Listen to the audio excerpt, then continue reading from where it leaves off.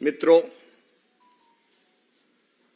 तुष्टीकरण ही कांग्रेस की, टीएमसी जैसी पार्टियों की खुराक और खाद पानी है। तुष्टीकरण के बिना ये पार्टियां एक दिन भी चल नहीं सकती। सिर्फ अपने वोट बैंक को बनाए रखने के लिए ओबीसी का आरक्षण छीनकर एक विशेष धर्म के लोगों को देना, क्या यह न्याय संगत है? पश्चिम बंगाल में ममता बनर्जी उनकी वोट बैंक की राजनीति पर अब माननीय हाई कोर्ट ने तमाचा मारा है। हाई कोर्ट से उनको फटकार मिली है। कोलकाता हाई कोर्ट ने पश्चिम बंगाल में 2011 में 2010 के बाद से जो अल्पसंख्यकों को ओबीसी सर्टिफिकेट जारी किए थे, कई जातियों को जारी किए थे, वो सारे के सारे रद्द करने का फैसला सुनाया है।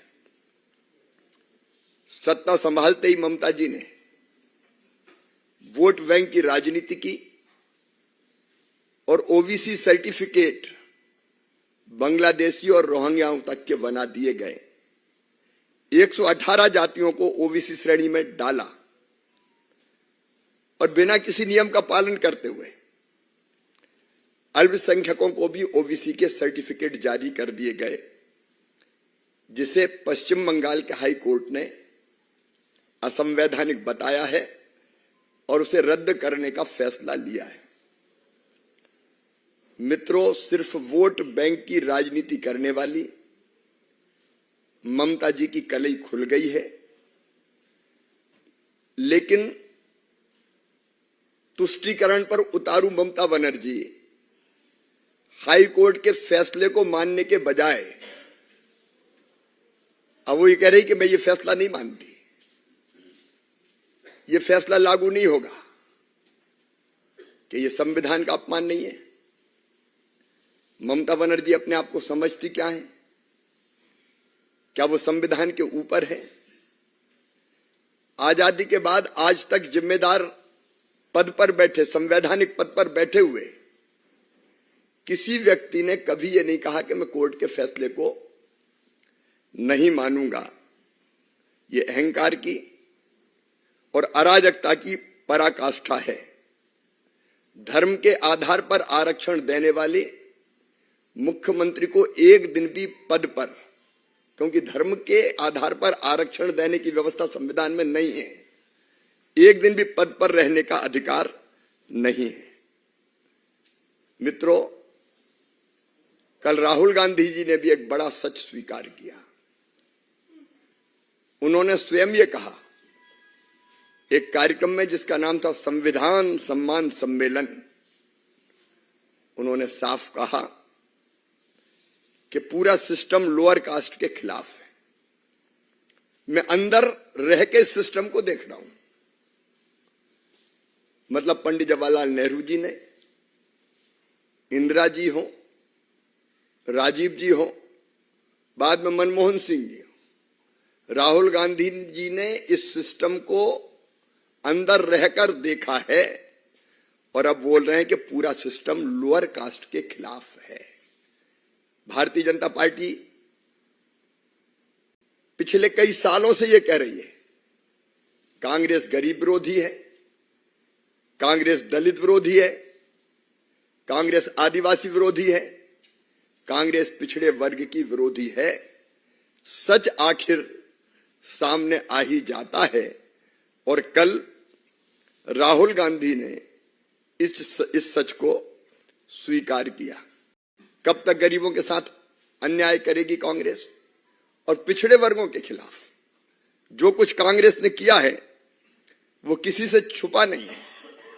40 साल तक ओबीसी कमीशन को कांग्रेस ने संवैधानिक मान्यता नहीं दी। ये काम अगर किया तो भारत के यशस्वी प्रधानमंत्री श्रीमान नरेंद्र मोदी जी ने किया। कांग्रेस ने तो दलित हो, ओबीसी हो, पिछड़े वर्ग के लोग हों या आदिवासी हो, उनके हक पर हमेशा डाका डालने का काम किया।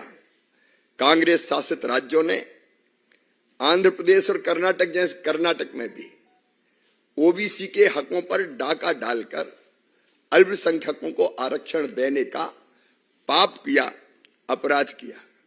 ये कांग्रेस की सरकार थी जिसने अलीगढ़ मुस्लिम यूनिवर्सिटी और जामिया मिल्लिया इस्लामिया जैसे शिक्षण संस्थानों में भी ओबीसी, दलित और आदिवासियों के आरक्षण को खत्म करने का पाप किया है। बाबा साहब ने तो कांग्रेस का, भारत रत्न डॉक्टर बाबा साहब अंबेडकर जी की मैं बात कर रहा हूं, उन्होंने कांग्रेस का कदम कदम पर विरोध किया था। बाबा साहब चुनाव न जीत जाए, चुनाव जीतने से रोकने के लिए कांग्रेस ने कई बार रोड़े अटकाए। पंडित नेहरू और इंदिरा जी को तो उनके जीवित रहते ही भारत रत्न मिल गया था।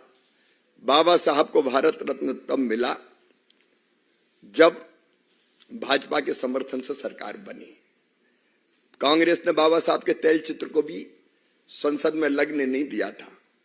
बाबा साहब ने पंजाब की एक रैली में कहा था कि पंडित नेहरू ने दलितों, पिछड़ों के लिए कभी कुछ नहीं किया। शुरू से कांग्रेस की मानसिकता ही ऐसी रही है, चाहे रंगनाथ मिश्र कमेटी हो और चाहे सच्चर कमेटी, हर बार दलित, पिछड़े और आदिवासियों का हक छीनने की साजिश रखी गई। कांग्रेस का पूरा कालखंड ऐसे ही पापों से भरा हुआ है और वो पूरा का पूरा सच अब राहुल गांधी ने स्वयं स्वीकार किया है। और आज भी कांग्रेस और इंडी गठबंधन के सारे घटक दल इसी तुष्टीकरण की राजनीति पर चलकर दलितों का, आदिवासियों का और पिछड़ों का हक मारने का काम कर रहे हैं। ममता बनर्जी, जिसने अभी ये कहा कि मैं हाईकोर्ट के फैसले को नहीं मानूंगा, उनके साथ मिलकर इस इंडी गठबंधन में शामिल है। भारतीय जनता पार्टी इस षड्यंत्र को चलने नहीं देगी और देश की जनता भी सच देख रही है। कांग्रेस की और इंडी गठबंधन की तुष्टीकरण की नीति उजागर हो गई है। अब जनता इसका जवाब देगी और भारतीय जनता पार्टी अकेली 370 और एनडीए के साथ 400 सीटें पार करके अपनी सरकार बनाएगी।